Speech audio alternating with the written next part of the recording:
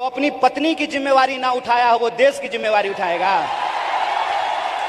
जो कहता है कि पीएफआई के नाम में भी इंडिया है, मतलब कुत्ता को भी चार पैर होता है, गधा को भी चार पैर होता है, इसलिए सारे गधे कुत्ते हैं। प्रधानमंत्री जी को भी दो आंख है और गधा को भी दो आंख होता है।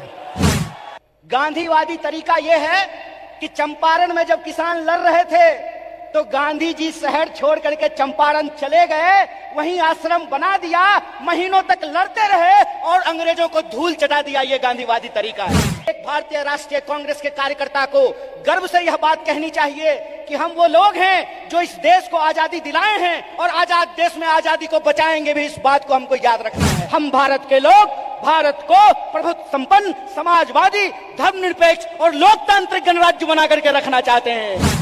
हमारा कम्युनिकेशन बिल्कुल साफ है कि यह देश सबका था, सबका है और सबका रहेगा। यह हमारा संकल्प है।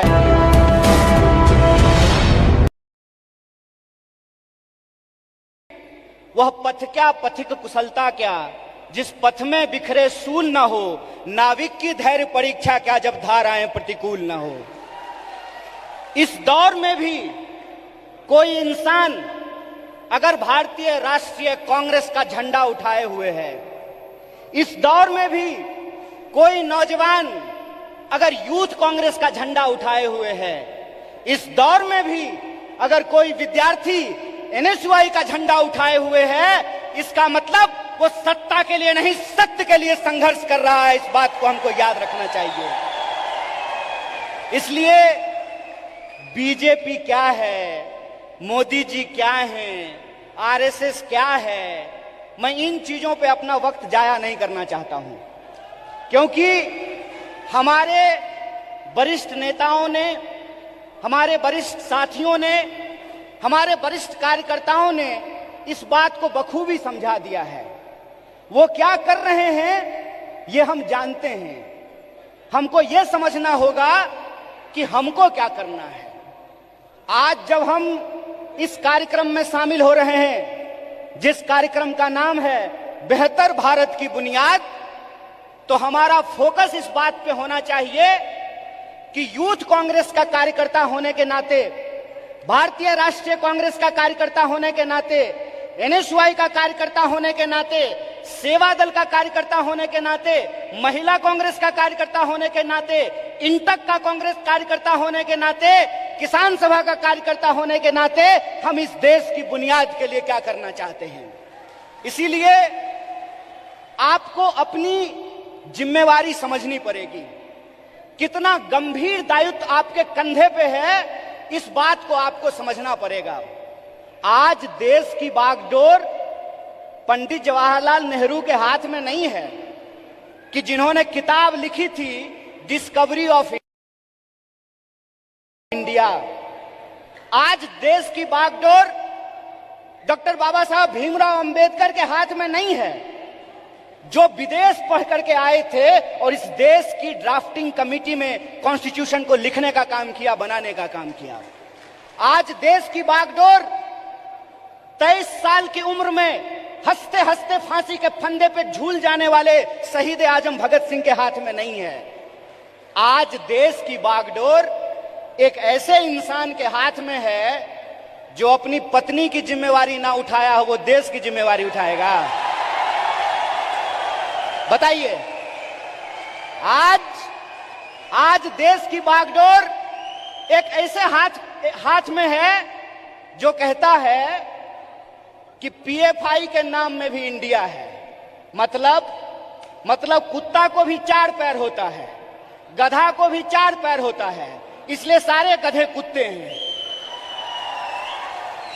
अगर ये रीजनिंग मैं लगाऊं, जो रीजनिंग इस देश के प्रधानमंत्री ने लगाया है, तो मैं ये कह सकता हूं ना कि प्रधानमंत्री जी को भी दो आंख है और गधा को भी दो आंख होता है।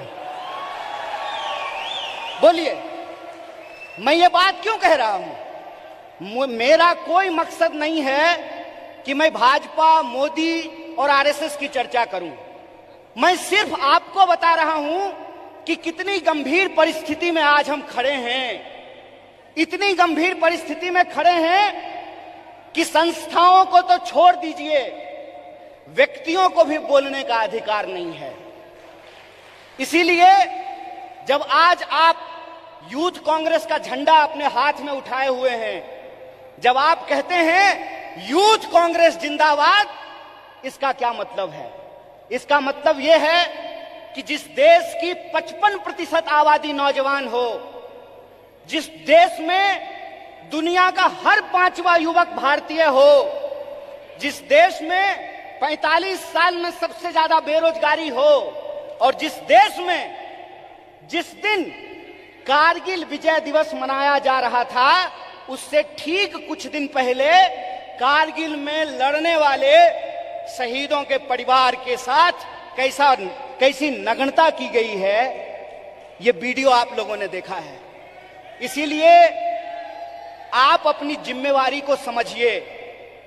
आप इस गंभीर समय में जो आपकी भूमिका है उसको आपको समझने पड़ेगी।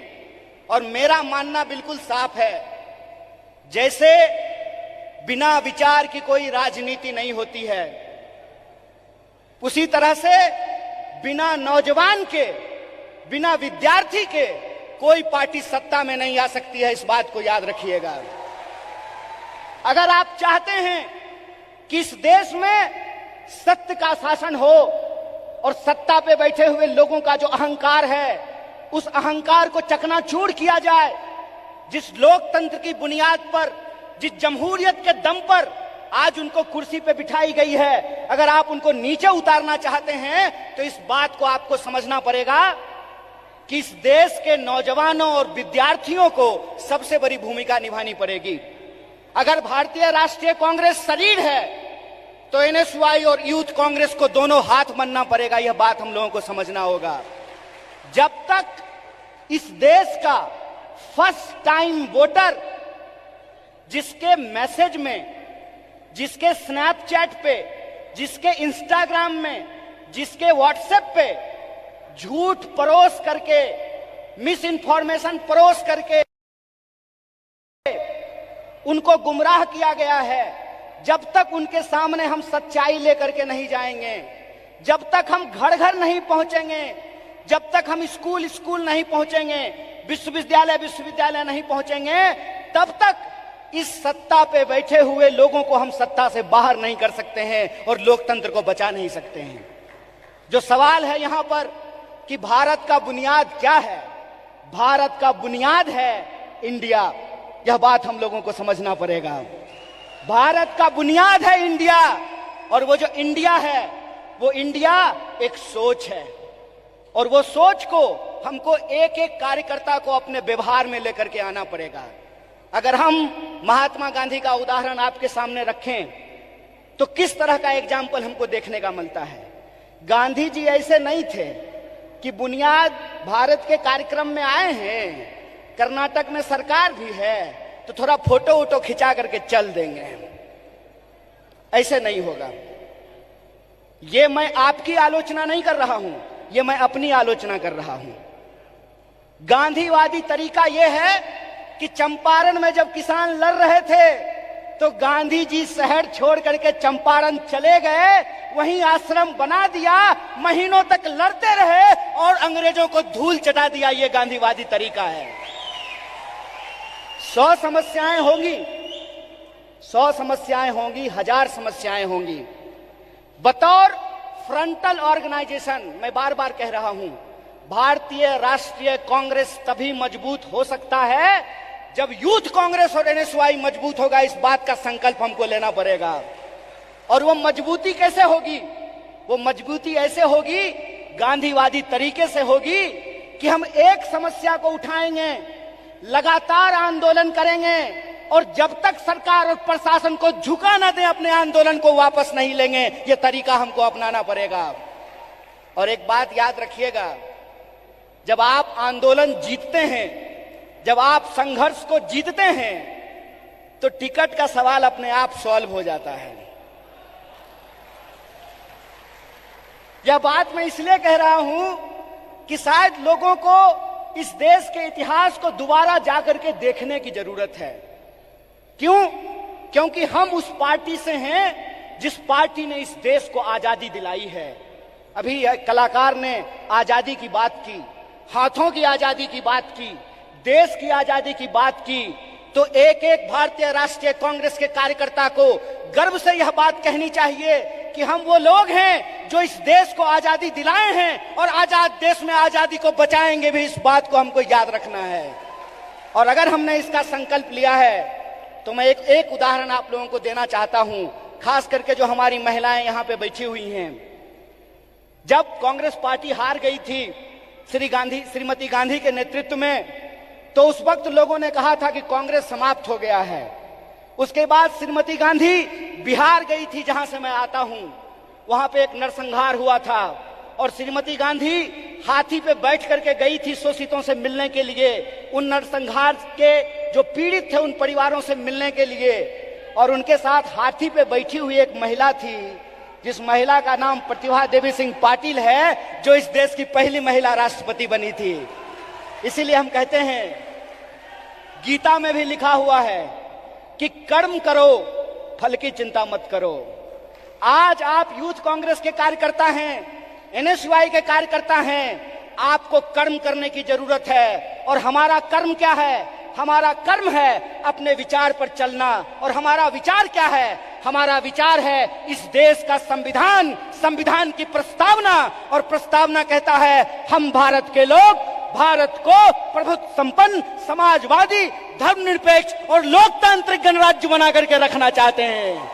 इसीलिए जब ये विचारधारा हमारे पास है, इस देश को आजादी दिलाने का इतिहास हमारे पास है, और आज के वक्त में हमको गर्व से यह बात कहना चाहिए कि हम मल्लिकार्जुन खड़गे के सिपाही हैं। हमको गर्व से यह बात कहना चाहिए कि हम राहुल गांधी के सिपाही हैं, क्योंकि राहुल गांधी ने कहा है डरो मत। और उनको डरने की जरूरत नहीं है जो किसी के खिलाफ गलत नहीं किए हैं। उनको डरने की जरूरत नहीं है जो झूठ बोलते हैं। जो झूठ बोलते हैं वो डरें, जो सत्य पे चलते हैं उनको डरने की जरूरत नहीं है। एक निडर सिपाही की तरह जिस तरह से माननीय राहुल गांधी जी विपक्ष की मुखर आवाज बने हैं, उस आवाज को हमको घर घर पहुंचाना होगा। और इस देश की जो बुनियाद है, भारत की जो बुनियाद है, वो इस देश की संविधान की प्रस्तावना में लिखा हुआ है। उस प्रस्तावना को हमको घर घर लेकर के जाना पड़ेगा। कई बार कार्यकर्ता आकर के हमसे सवाल पूछते हैं कि हमको वैचारिक कार्यकर्ता नहीं मिल रहा है। साहब, गांधीवादी एक तरीका है कि सत्य को किसी गवाही की जरूरत नहीं होती है। और गांधीवादी तरीका यह होता है कि आपको बोलने की जरूरत नहीं है, एक्शन ही आपका कम्युनिकेशन होना चाहिए। आपके एक्शन में वो सारी बातें दिखनी चाहिए। एक बात कहिए कि मैं बहुत महंगा शर्ट पहन करके, मोटा मोटा सोना का सिकड़ी पहन करके, 5 करोड़ का गाड़ी लेकर के आपके पास आऊं और मंच पे खड़ा होकर के गरीबी पे भाषण दूं, आप हम पे भरोसा कीजिएगा? एक्शन ही कम्युनिकेशन होता है। हमको अपने एक्शन को अपना कम्युनिकेशन बनाना पड़ेगा। और हमारा कम्युनिकेशन बिल्कुल साफ है। हमारा कम्युनिकेशन बिल्कुल साफ है कि यह देश सबका था, सबका है और सबका रहेगा। यह हमारा संकल्प है। हमारा संकल्प है कि इस देश में पैदा होने वाला कोई भी व्यक्ति, चाहे उसकी जाति कुछ भी हो, इस देश में पैदा होने वाला कोई भी इंसान, चाहे उसका लिंग कुछ भी हो, इस देश में पैदा होने वाला कोई भी मनुष्य, चाहे उसका धर्म कुछ भी हो, वो इस देश का नागरिक है। और नागरिक होने का मतलब होता है कि राजा का बेटा राजा नहीं बनेगा। लोकतंत्र में वोट से तय होगा कि हमारा शासक कौन बनेगा। और यह जो लोकतंत्र है, यह लोकतंत्र ही भारत की बुनियाद है। यह लोकतंत्र ही भारत की बुनियाद है। और इसी लोकतंत्र को बचाने का काम यूथ कांग्रेस के एक एक कार्यकर्ताओं को करना पड़ेगा। हम जो झंडा अपने कंधे पे लिए हैं, यह झंडा सिर्फ एमपी एमएलए बनने के लिए नहीं है। यह झंडा इस देश की आजादी को बचाने के लिए। इस बात को याद रखिएगा। इस देश में 2 तरह के लोगों के बीच लड़ाइयां हो रही है।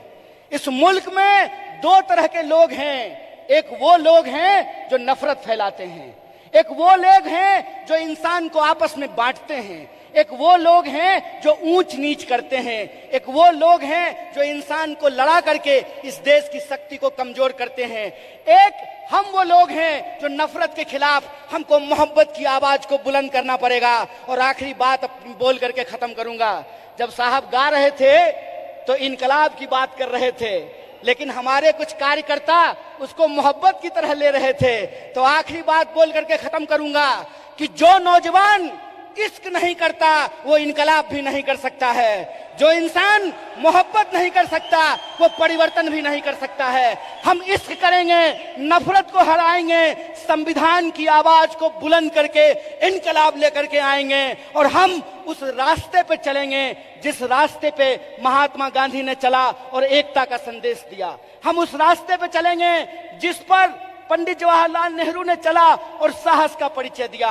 हम उस रास्ते पर चलेंगे जिस पर डॉक्टर बाबा साहब भीमराव अंबेडकर चले और समानता का बात किया। हम भगत सिंह के वासी हैं, हम भगत सिंह के वासिंदे हैं, हम भगत सिंह के वारिस हैं। हमको भगत सिंह के सपनों का देश बनाना है, गांधी के रास्ते पे चलना है और अंबेडकर के विचारों को आगे लेकर के जाना है। इसी आशा और विश्वास के साथ कि भारत की बुनियाद इंडिया में है और इंडिया की जो शक्ति है उसको हमको जोड़ना है। एक आखिरी नारा बोल करके अपनी बात को खत्म करूंगा।